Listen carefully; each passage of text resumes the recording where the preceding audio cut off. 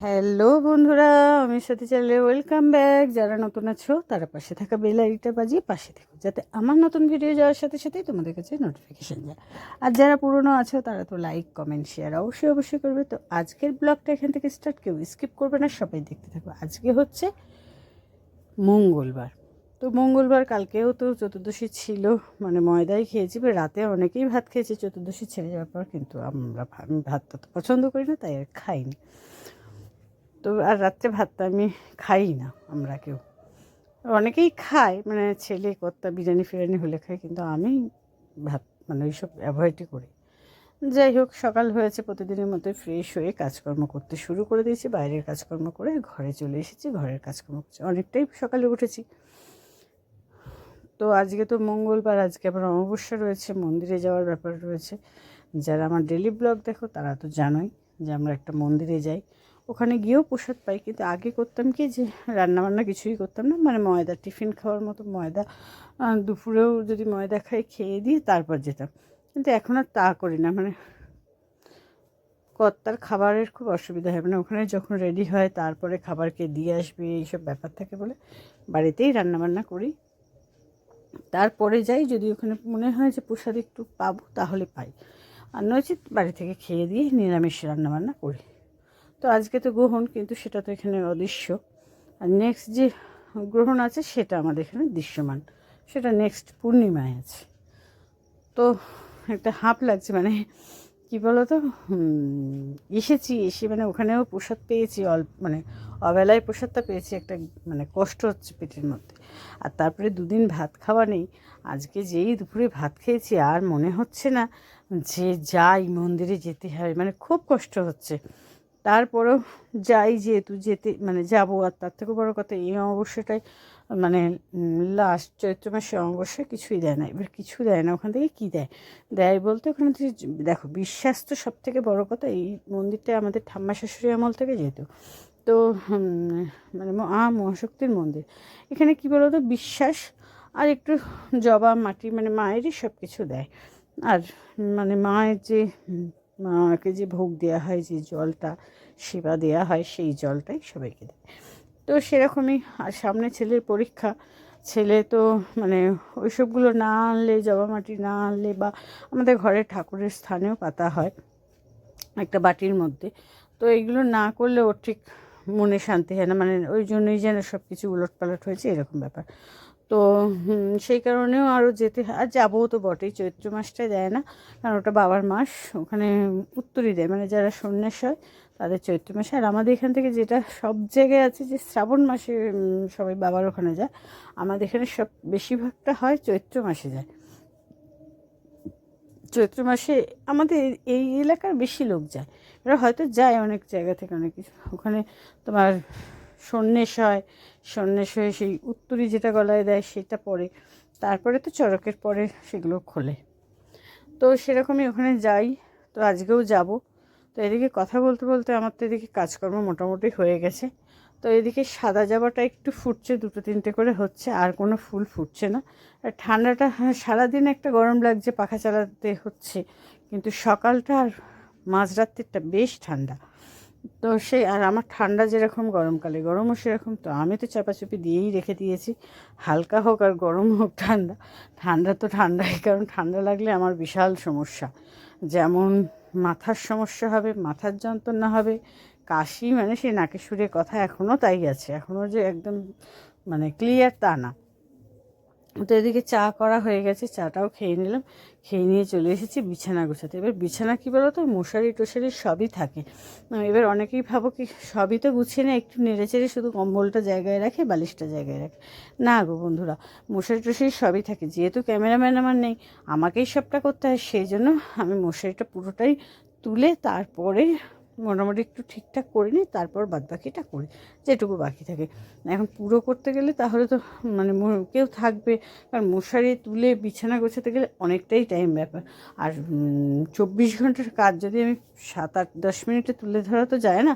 যতটুকু নেওয়ার মতো, যতটুকু আমি পারি ক্যাপচার করতে, ততটাই করি। আর এদিকে দেখো, আজকে যেহেতু নিরামিষ, সেহেতু পালং শাক এনেছে। পালং শাকে মানে তোমার বেগুন, শিম এইসব কিছু দিয়ে করলে হবে না, শুধু আলু দিয়ে বড়ি ফোড়ন দিয়ে করতে হবে। এবার কদিন ধরে নাকি করেছি, ভালো লেগেছে, তাই যতক্ষণ না এই পালং শাক যতক্ষণ না এলা লাগবে, মানে আর ইচ্ছে হবে না, ততক্ষণ আনতেই থাকবে পালং শাক। না আগের ভিডিওতে কদিন দুদিন আগেও দেখলে, এখন পরপর এই পালং শাক চলবে। বাজারে নাকি আর কিছু পাওয়া যায় না। আর সবজি আমি তো বলেই দিয়েছি, সবজি একদম আনবে না, মানে সবজি আনলে রান্না করব কেউ খাবে না। আর তারপরে যখন টিফিন কারিতে পাঠাই কিছু বলে না, পরে দেখি টিফিন কারিতে পড়ে, যদি রাত্রেও বলে যে টিফিন কারিতে রয়েছে খাবার, তাহলে নামিয়ে ফ্রিজে রাখা যায়, পরের দিন একজনের তো হয়ে যাবে, কিন্তু বলে না। একদম কলতলায় নিয়ে গিয়ে সে খাবার কি আর তুলে রাখা যায়, মাছ থাক যাই থাক। সেই জন্য আমি বলেছি সবজি একদম বাড়ি আনার দরকার নেই, যেটা খাবে মনে হবে সেটাই আনবে। তাই এখন পালং শাক ভালো লেগেছে, তাই পালং শাক আনবে। আর এদিকে কিছু সবজি ছিল, তাই মুগ ডাল করবো আর পোস্ত করবো, আর কিছু করব না আজকে। জলখাবার আর করিনি, কালকে লুচি ছিল, ছেলে খেয়ে নিয়েছে, আর কর্তা কিছু খাইনি। আমি মনে করছি একেবারে ভাত টাত করেই খাবো। তো ঠান্ডাটা বেশ লাগছে বলে সকালবেলা চা ফা খেয়ে বিছানা গুছিয়ে খানিকটা রান্না করে নেব, তারপরে যেটা থাকবে চান করে উঠে করব। যেহেতু আজকে মঙ্গলবার, আজকে একটু সময় লাগবে, কারণ হনুমান চালিশা পড়ার ব্যাপার আছে, আর এমনিতে জপ থপ তো করতেই হয়। আর এই যে কালকে লুচি ভেজেছিলাম, সেই তেলটা তো বাটিতে রেখেছি, সেই তেলটাই আজকে রান্না করব। কারণ ওই তেলটা আবার কবে লুচি হবে বলে রাখলে হয় পড়ে যাবে, নয় মানে কিছু একটা হবে, ভাজা তেল এতদিন রাখাও ঠিক না, আমি পরের দিনই করে ফেলি। আর একটু পোস্তটা একটু ঝাল ঝাল করলে ভালোই লাগে। আর আমি কিন্তু পোস্তটা কিন্তু ভাজি না, মানে অনেকে আছে না যে এই সময়, এই যে আমি নুন লঙ্কা সব দিচ্ছি এই সময় দিয়ে দেয় অনেকে পোস্ত, আমি কিন্তু দিই না, আমি একদম নামানোর আগে দেবো। এরকমভাবে খেয়ে দেখবে, খুব সুন্দর লাগে পোস্তর টেস্টটা। আর হলুদ কিন্তু আমি দিই না পোস্তয়, ঠিক আছে। আমি নেড়ে চেড়ে জল ঢেলে দেবো, এরপরে মানে নামানোর আগে ঠিক যখন একদম মাখা মাখা হয়ে যাবে তখন দেবো পোস্ত বাটাটা। তো আমি তো লঙ্কা টঙ্কা দিয়ে নেড়ে চেড়ে জল ঢেলে দিলাম, হলুদ কিন্তু দিইনি। আর এইভাবে একবার করে দেখো, খুব ভালো লাগে। দেখো নামানোর আগের মুহূর্তে দিচ্ছি, এবারে আরেকটু পরেই নেড়ে নেবো, নিয়ে মানে আরেকটু শুকিয়ে গেলে নামিয়ে দেবো, একটুখানি জাস্ট ফুটে উঠবে। তো দেখেছো আমি নামানোর আগে পোস্ত দিলাম। হ্যাঁ, এবার বলবে যে অনেকটা তরকারি পোস্ত অল্প। হ্যাঁ গো বন্ধুরা, যা দাম জিনিসের তা আর কি করবো, কারণ এই পোস্ত করলে রুটির পাতেও হবে, ভাতের পাতেও হবে, মানে রাত্রে তো আর তরকারি পাতে সেইভাবে করবো না, কারণ নিরামিষ কী করবো, হয় আলু চচ্চড়ি আর না এই। তো আলু চচ্চড়ির থেকে ভালো যে পোস্ত খাওয়া। আর আমার সাঁড়াশিটা একদম খারাপ হয়ে গেছে, মানে খারাপ মানে কি, শুধু বেঁকে চুরে যাচ্ছে, মানে যে কোনো সময় একটা ক্ষতি খেতে হবে। মানে সাঁড়াশিটা পাল্টাতেই হবে। আমি যে আগের দিন তো দেখেছো ভিডিওতে, যারা আমার ডেলি ব্লগ দেখো, যে আমার পায়েই পড়ছিল, ডিমের ঝোল ছিল বোধহয়। সাঁড়াশিটা খুবই রিস্ক হয়ে গেছে, সাঁড়াশিটা আর হবে বলে মনে হয় না ঠিক। দেখেছো, হ্যাঁ সাঁড়াশি বেঁকে চুরে যাচ্ছে, খুব মানে ভয়ে ভয়ে কাজ করতে হচ্ছে। আর এদিকে ডালটা সিদ্ধ বসিয়ে দিয়েছি, সিটি মারলেই নামিয়ে নেবো, একটু শক্ত থাকবে কারণ কি আজকে ভেজ ডাল করবো। তো ওটা বসিয়ে সিটি যেই মেরেছে একটা, অমনি রেখে দিলাম, দিয়ে এদিকে আমি উঠোন ঝাঁট দিয়ে চান ধান করে নেবো, তারপরে পুজো টুজো করে তারপরে করব, আবার রান্নাঘরে ঢুকবো। তো ভাত করিনি, ভাতটা ঠান্ডা হয়ে গেলে ভালো লাগবে না, গরম গরম ভাত হয়ে গেলেই, রান্না হয়ে গেলেই খেয়ে নেবো। কারণ খিদেও পাচ্ছে, যেহেতু তোমার কালকেও রাত্রে ময়দা ভাত খাইনি, আজকে সকাল থেকে এখনও কিছু খাইনি, অনেকটাই বেলা হয়েছে। তো মনে করছি তাড়াতাড়ি করে উঠোন টুটন ঝাঁট দিয়ে চানটা করে নিই, চান করলে পুজো করলে বেশ কাজ শেষ। তো এদিকে দেখো ঝাঁট দেওয়া হয়ে গেছে, এদিকে আমি পুজোটাও হয়ে গেছে। মঙ্গলবার যেহেতু আমি চালিশা হনুমান চালিশা পড়ি, তাই একটা করে বাতি দিই বজরংবলীকে। আর এদিকে তো বাটাটা সাজিয়ে ফুল টুল সাজিয়ে পুজোটা দিয়েই দিয়েছি। আর বেশ ফুল বেশি হলে ভালোই লাগে, কিন্তু ফুল এখনও গাঁদা ফুল কিনে আনছি, যখন সাদা মানে টগর ফুলগুলো গাছে হবে না পুরো, তখন খুব ভালো লাগে, সাজাতেও ভালো লাগে আর দেখতেও ভালো লাগে। তো এদিকে ক্রিম নেই, সেটাই তোমাদের বলছি যে ক্রিম একদম শেষ হয়ে গেছে, মুখগুলো শুকনো শুকনো লাগছে, কারণ এখনও ঠান্ডাটা যেহেতু আছে।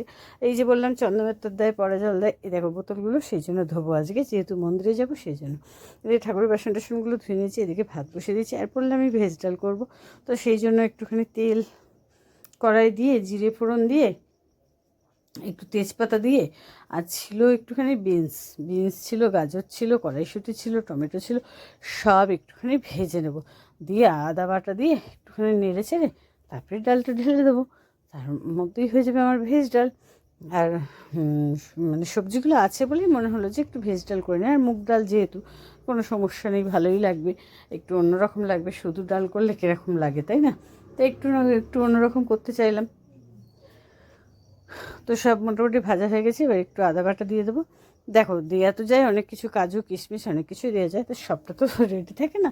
আর মনে হলো তাই এরকমভাবেই বানিয়ে দিলাম। একটু শক্ত শক্ত ডালটা নামিয়েছিলাম যাতে এই সবজিগুলোর সাথে ডালটাও সিদ্ধ হয়ে যাবে ফুটে গেলে।